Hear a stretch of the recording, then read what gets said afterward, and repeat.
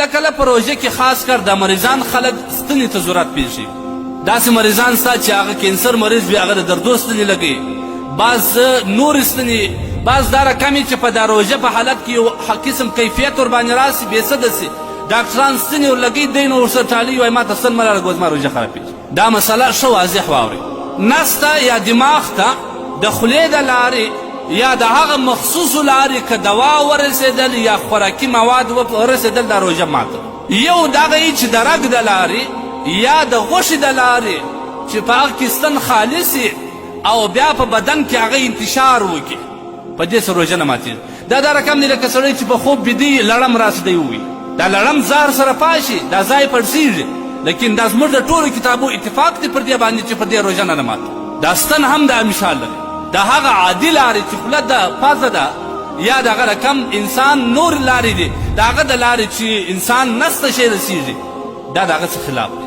دا رقم دی زموږ فقها لیکي لکه سړی چې په ګرمي کې ولمبېږي، دا پوست لوند سي، د دې پوست د یخوالي اثرات دننه محسوسه سي، یا بام موږ تیس ورته وایو چې ویکس ورته وایي، دا په دغه باندې موږ د دې اثرات لاندې اړخ ته رسېږي، نو روژه ماته نه ده ماته. لهذا ستن دا رقم اثرات لري چې د رګ د لارې دا دوا انتقالي او دغه رقم د غوښې د لارې انتقالي، قطعا په دې سره روژه نه ده ماته.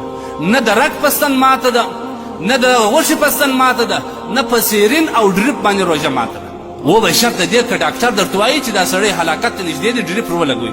بعض کسان خو دا رقم د دې مسلې څخه غلطه استفاده اخلي، بیا چې معمولي کمزوري ورباندې راسي یا د ځان د طاقت لپاره بیا سرنان لګوي. ورې روژه اصل دا ده چې په انسان تکلیف تېر سي، اصل د نفس المقابله ده تکلیف. دا که ته د دواو په لار اوس خو داسې دواوې راوتلې دي، یوه ګولۍ خوړل کېږي ټوله ورځ د نه خوراک ته اشتیا کېږي نه څښاک ته، دا ګولۍ استعمال جایز نه دی.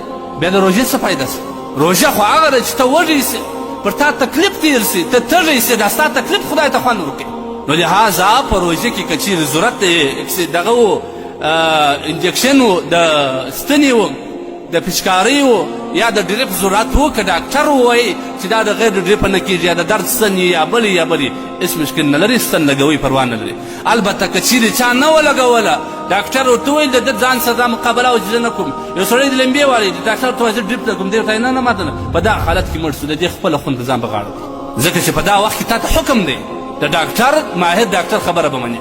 لهذا په روژه کې دا ستن لګول که د انسان ضرورت سي یا د یو مرضي د وجې د اډ دغه د رګ ستن وي او که د غوښې ستن وي پروا نه لري.